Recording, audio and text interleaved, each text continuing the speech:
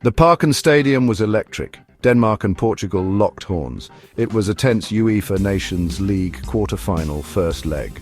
The atmosphere crackled with anticipation. Both teams were desperate to win. A place in the next round was at stake. The prize for the victor, a potential path to World Cup qualification. The stakes couldn't have been higher.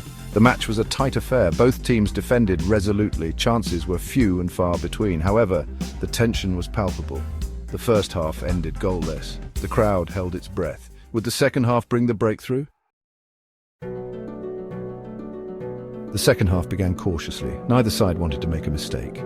Then, a moment of magic. Rasmus Højlund, Denmark's young striker, latched onto a through ball. He kept his cool and slotted the ball past the despairing dive of Diogo Costa. The crowd erupted.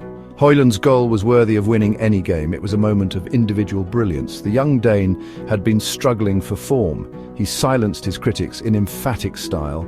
His celebration, a tribute to Cristiano Ronaldo's iconic Sui, only added to the theatre. Denmark's stars shone brightly.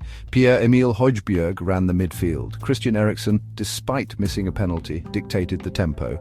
Andreas Christensen marshalled the defence with aplomb. It was a complete team performance. Portugal, on the other hand, struggled to find their rhythm. Cristiano Ronaldo, their talismanic captain, cut a frustrated figure. He was tightly marked by the Danish defence. His influence on the game was limited. The final whistle blew. Denmark had secured a famous victory. The 1-0 scoreline flattered Portugal. The Danes could have won by a greater margin. However, the tie is far from over.